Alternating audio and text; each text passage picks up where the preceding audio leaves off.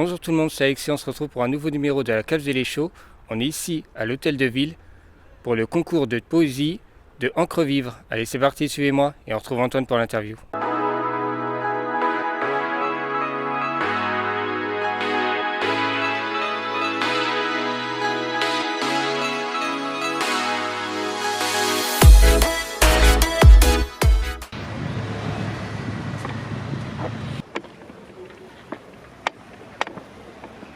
Alors du coup les amis, on est ici devant l'hôtel de ville, on est avec une personne. Bonjour à toi.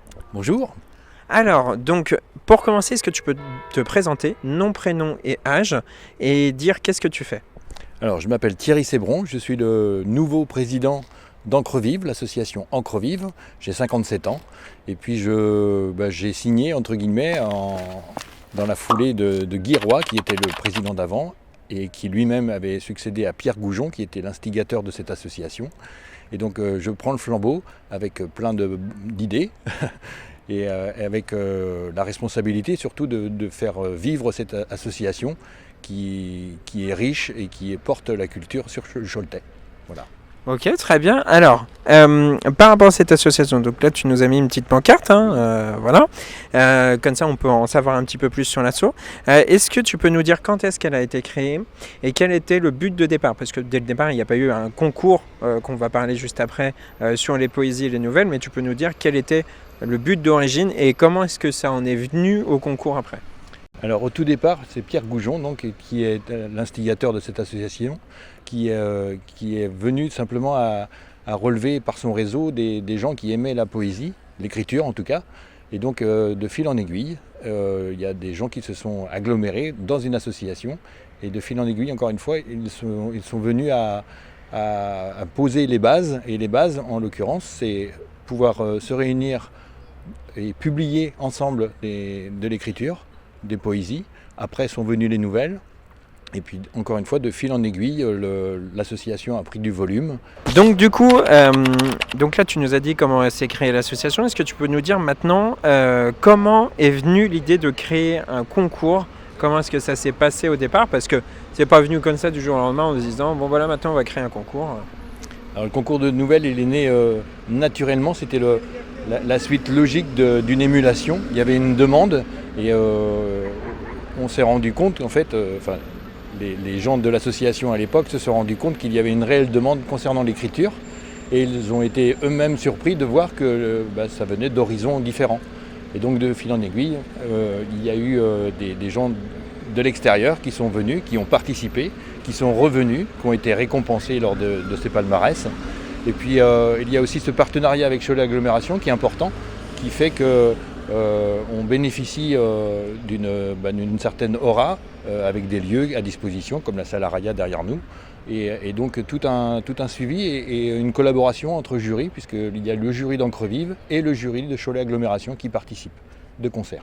Oui, puisqu'on précise qu'en plus c'est à dimension nationale, puisque vous allez le voir d'ailleurs tout au long de cette interview des images qui vont passer, mais il y a des gens qui viennent de un peu partout de la France, notamment il y a une personne qui est marquée qui vient du Havre. Enfin voilà, ce sont des choses comme ça, en fait c'est là qu'on voit que c'est à dimension nationale, et comme tu l'expliquais dans ton diaporama, vous avez parcouru énormément de départements au final avec tout ce concours. Tout à fait.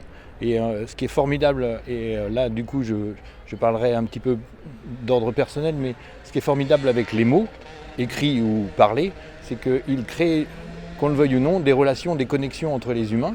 Et en fait là le véritable lien qui nous unit, c'est le mot tout simplement. Et ça peut être de la poésie, ça peut être de la nouvelle, ça peut être comme dirait Guy s'il était présent, ça peut être un morceau de crayonnage sur une nappe. Tout le monde est capable d'écrire. Et vient qui veut, et moi j'insisterai en tout cas sur le fait qu'on peut participer, on peut être le futur adhérent de cette association. Elle a besoin de vivre, elle a besoin de souffle. Et je trouve important de le dire parce que comme beaucoup de problématiques d'association, il y a une nécessité de se renouveler à chaque fois. Voilà.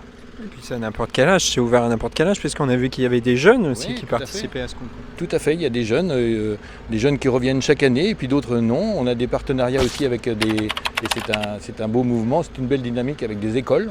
Et donc on a des jurys pour les palmarès, du moins qui sont remis pour les 14-18 ans, d'autres moins de 14 ans. On a des participants qui sont dans les cursus de français langue étrangère. Donc il y a plein de façons de développer la littérature en fait. Voilà. D'accord. Alors enfin, ma dernière question, ça va être sur la partie avenir du concours. Comment est-ce que tu vois l'avenir du concours? Est-ce que vous avez des idées pour le développer, peut-être pour le faire d'une autre manière, à un autre endroit, je ne sais pas. À toi de me dire. D'accord.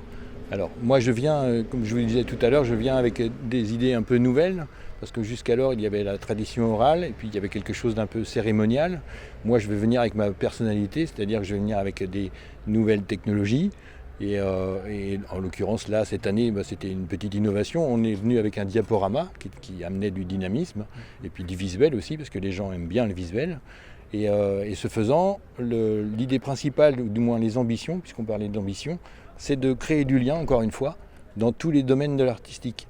C'est-à-dire que là, il n'y a pas de hasard. Pour moi, ici, on est devant des photos, on est devant une expo photo.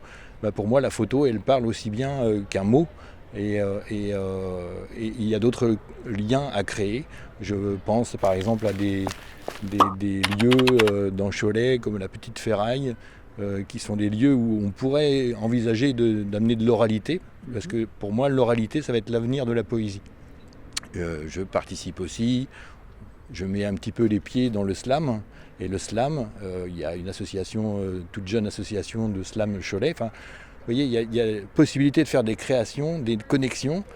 Et Encre Vive aura toute sa place pour développer, elle aussi, les compétences pour ceux qui aiment plus l'écriture posée, mais pas que.